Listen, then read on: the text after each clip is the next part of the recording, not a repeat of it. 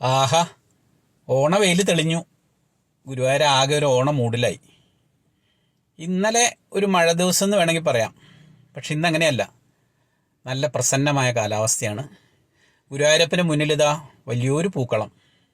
പൂക്കളത്തിൽ കണ്ണൻ്റെ കൂർമാവതാരമാണ്. ഗുരുവായൂരപ്പൻ്റെ കൂർമാവതാരമാണ് അവതരിപ്പിച്ചിരിക്കുന്നത്. കൃഷ്ണ മെറ്റൽസ് ആണ് ഇതിൻ്റെ സ്പോൺസർ. കൃഷ്ണ മെറ്റൽസിലെ കുട്ടൻ എന്ന് പറയുന്ന ശ്രീജിത്താണ് ഈ കളം സ്പോൺസർ ചെയ്തിട്ടുള്ളത്. ഒട്ടേറെ കലാകാരന്മാർ ചേർന്ന് ഇന്നലെ രാത്രിയാണ് കളം ഒരുക്കിയിട്ടുള്ളത്. ഗുരുവായൂരിൽ കല്യാണത്തിരക്കൊക്കെ കഴിഞ്ഞു. നിങ്ങൾക്കറിയാം, 334 വിവാഹങ്ങളാണ് 8-ാം തീയതി നടന്നത്. അതൊക്കെ കഴിഞ്ഞിട്ട് ഇന്ന് ചൊവ്വാഴ്ച ദിവസമാണ്. ഇന്ന് ഇതാകെ ആളുകളൊരു ഓണം മൂഡിലേക്ക് എത്തിക്കഴിഞ്ഞു. ഗുരുവായൂരിലെ ഓണം വളരെ വിശേഷമാണ്. ഗുരുവായൂർ മഹാവിഷ്ണുവിൻ്റെ അവതാരമായ വാമനനും മഹാബലിയുമായിട്ട് ബന്ധപ്പെട്ട ഓണക്കഥകളൊക്കെ നമുക്കറിയാം. ഗുരുവായൂരിൽ പണ്ട് മുതലേ ഓണത്തിന് നമസ്കാര സദ്യ വളരെ പ്രധാനമാണ്. ഓണം, വിഷു, പുത്തരി ഈ 3 ദിവസങ്ങളിലാണ് ദേവസ്വത്തിൻ്റെ വക നമസ്കാര സദ്യ ഉണ്ടാകാറുള്ളത്. നമസ്കാര സദ്യ എന്ന് വെച്ചാൽ 4 കറി, പഴപ്രഥമൻ അടക്കമുള്ള വിഭവസമൃദ്ധമായ നേദ്യങ്ങൾ ഭഗവാന് നേദിക്കും. പഴപ്രഥമൻ വലിയ വെള്ളിക്കുടത്തിൽ നേദിക്കും. അപ്പോൾ അതാണ് പ്രധാന നിവേദ്യം. ഈ പഴപ്രഥമൻ ഉണ്ടാക്കാനുള്ള പഴം ലഭിക്കുന്നത് ഉത്രാട കാഴ്ചകൊലയ്ക്കാണ്. ഉത്രാട കാഴ്ചക്കൊല സമർപ്പണം തലേദിവസം നടക്കും. തലേദിവസം ഏതാണ്ട് 1000-ഓളം ദക്ഷിണമൊത്ത നേന്ത്രക്കൊലകൾ ഭക്തന്മാർ കൊണ്ടുവന്ന് ഗുരുവായൂരപ്പന് സമർപ്പിക്കും. കൊടിമരത്തിന് സമീപം അണിഞ്ഞ് നാക്കില വെച്ച് അതിന് മുകളിൽ ആദ്യത്തെ കൊല സമർപ്പിക്കുന്നത് നമ്മുടെ മേൽശാന്തി പള്ളിശ്ശേരി മധുസൂദനൻ നമ്പൂതിരി ആദ്യത്തെ കാഴ്ചക്കൊല സമർപ്പിക്കും. തുടർന്ന് ദേവസ്വം ഭരണാധികാരികൾ, ഭക്തന്മാരൊക്കെ കാഴ്ചക്കൊലകൾ സമർപ്പിക്കും. ഇങ്ങനെ ലഭിക്കുന്ന കാഴ്ചക്കുലകളിൽ ഒരു ഭാഗം കൊണ്ടാണ് തിരുവോണ നമസ്കാര സദ്യക്കുള്ള പഴം പ്രഥമൻ ഉണ്ടാക്കുന്നത്. ഈ ലഭിക്കുന്ന പഴങ്ങളിൽ ഒരു ഭാഗം ആനകൾക്കുള്ളതാണ് കേട്ടോ. ആനകളാണ് ഈ ഉത്രാട കാഴ്ചക്കുല സമർപ്പണത്തിൻ്റെ ഒരു പ്രധാന അവകാശി. ആനകളാണ്. അതിന് ഉത്രാട ദിവസത്തെ രാവിലത്തെ ശിവേലിക്കുമുണ്ട് പ്രത്യേകത. പരമാവധി ആനകളെല്ലാം ശിവേലിയിൽ പങ്കെടുക്കും. ശിവേലിയിൽ മുന്നിൽ ഒരു ആനയുടെ പിന്നിലായിട്ട് ഇങ്ങനെ നെറ്റിപ്പട്ടം കെട്ടിയ കുറേ ആനകൾ, നെറ്റിപ്പട്ടം കെട്ടാത്ത ആനകൾ, അങ്ങനെയാണ് പതിവ്. തിരക്കനുസരിച്ച് അതിനകത്ത് ചില നിയന്ത്രണമൊക്കെ ഉണ്ടാവുമെങ്കിലും പക്ഷെ പരമാവധി ആനകൾ ഗുരുവായൂർ ക്ഷേത്ര പരിസരത്ത് എത്തും.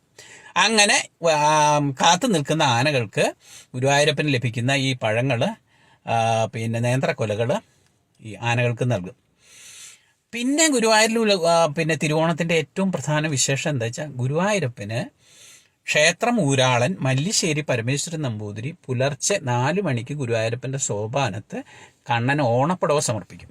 2 ഓണപ്പുടവകളാണ് കൊടുക്കുക. 2 നല്ല ഓണപ്പുടവകൾ ഗുരുവായൂരപ്പനെ സമർപ്പിച്ചിട്ടാണ് തിരുവോണം തുടങ്ങുന്നത്. അപ്പോൾ എല്ലാ കുട്ടികളും, നാട്ടിലുള്ള എല്ലാ ഉണ്ണികളും എല്ലാ കുട്ടികളും എല്ലാവരും ഇങ്ങനെ ഓണക്കോടിയൊക്കെ ചുറ്റി നടക്കുമ്പോൾ ഗുരുവായൂരപ്പന് മാത്രം ഓണക്കോടി വേണ്ടേ? അതിന് വേണ്ടിയിട്ടാണ് ഈ ഓണക്കോടി സമർപ്പിക്കുന്നത്. അതിന് ഒരു കഥയുണ്ട്. കഥ, മല്ലിശ്ശേരി നമ്പൂതിരി പണ്ട് മല്ലിശ്ശേരി ഇല്ലത്ത് വെച്ചിട്ട് ഈ ഓണപ്പുട കൊടുക്കുമ്പോൾ ഈ ഒരു കുട്ടി വീണ്ടും വന്ന് ഓണപ്പുട വാങ്ങിക്കണതായിട്ട് ശ്രദ്ധയപ്പെട്ടു. അവിടെ ഒന്നും കണ്ടിട്ടില്ലാത്തൊരു കുട്ടിയാണ്.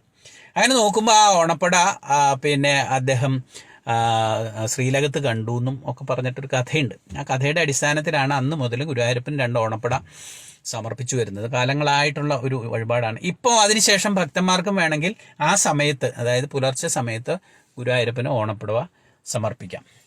ഗുരുവായൂരിൽ പണ്ട് ഓണം എന്ന് പറഞ്ഞാൽ വളരെ നേരത്തെ തന്നെ, പണ്ട് നമുക്കറിയാമല്ലോ, എല്ലാവരും ഓണത്തിന് അവനവൻ്റെ വീട്ടിൽ സദ്യ ഉണ്ടാക്കി കഴിക്കുക എന്നുള്ളതാണ് പ്രധാനം. പറ്റിയ അമ്പലത്തിൽ പോയി തൊഴുക, അവനവൻ്റെ വീടുകളിൽ സദ്യ ഉണ്ടാക്കി കഴിക്കുക എന്നുള്ളതാണ് പ്രധാനം. ഇപ്പം കാലം മാറി. ഇപ്പോൾ വീടുകളിലൊന്നുമല്ല, ഇപ്പോൾ ഒന്നുകിൽ ക്ഷേത്രങ്ങളിൽ, അല്ലെങ്കിൽ ഹോട്ടലുകളിൽ, അല്ലെങ്കിൽ ഡെസ്റ്റിനേഷൻ സെൻ്ററുകളിലൊക്കെയാണ് ആളുകൾ ഭക്ഷണം കഴിക്കണത്, ഓണസദ്യ ഉണ്ണുന്നത്. അപ്പോൾ ഗുരുവായൂർ പണ്ടൊക്കെ എങ്ങനെയാണെന്ന് വെച്ച് കഴിഞ്ഞാൽ, തിരുവോണത്തിൻ്റെ അന്ന് വളരെ നേരത്തെ അമ്പലം അടയ്ക്കും. രാവിലെ ഉച്ചപൂജ നേരത്തെ കഴിയും. ഒരു 11 മണിയൊക്കെ ആകുമ്പോഴത്തേക്ക് ഉച്ചപൂജ കഴിയും. ഉച്ചപൂജ കഴിഞ്ഞിട്ട് കുറച്ച് ആളെ തൊഴാനുണ്ടാവുള്ളൂ. 11:30 ക്ഷേത്രം അടയ്ക്കും. ക്ഷേത്ര പരിസരത്തെ കടകളെല്ലാം അടയ്ക്കും. രാവിലെ മിക്കവാറും കടകൾ തുറക്കില്ല. തുറന്നാൽ തന്നെ രാവിലെ നേരത്തെ കട അടയ്ക്കും. ഒരു 11 മണിയൊക്കെ ആകുമ്പോഴത്തേക്കും കടകളും അടയ്ക്കും. അപ്പോൾ ഗുരുവായൂർ നടക്കിലൊരു മനുഷ്യ കുട്ടി പോലും ഉണ്ടാവില്ല തിരുവോണത്തിൻ്റെ അന്ന്. അങ്ങനെയായിരുന്നു. ഒരു 10, 25, 30 വർഷം മുമ്പ് വരെയൊക്കെ അങ്ങനെയായിരുന്നു. പക്ഷെ അതിനുശേഷം നമ്മുടെ ഒരു സംസ്കാരവും രീതികളും മാറി. ക്ഷേത്രങ്ങളിൽ പിറന്നാൾ സദ്യ അല്ലെങ്കിൽ തിരുവോണ സദ്യയൊക്കെ പതിവായി. അപ്പം എന്താണെന്ന് വെച്ചാൽ ഇവിടെ ആളുകൾ കാത്തുനിന്ന് ചിലപ്പോൾ വൈകുന്നേരം 4 മണിയൊക്കെ ആവും ആളുകൾക്ക് ഊണ് കിട്ടാൻ. എന്നാലും തിരുവോണത്തിന് ഗുരുവായൂർ വന്നിട്ട് ഊണ് കഴിക്കണമെന്ന് വിചാരിക്കണ കുറച്ച് ആളുകളുണ്ട്.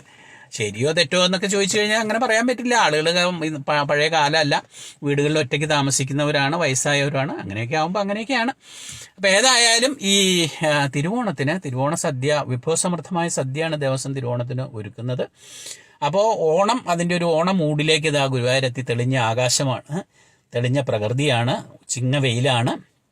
അപ്പം എല്ലാ ഭക്തജനങ്ങൾക്കും തിരുവോണ ആശംസകൾ, ഓണാശംസകൾ. ഗുരുവായൂരപ്പൻ എല്ലാവരെയും അനുഗ്രഹിക്കട്ടെ. കൃഷ്ണ ഗുരുവായൂരപ്പ, കൃഷ്ണ അർപ്പണം.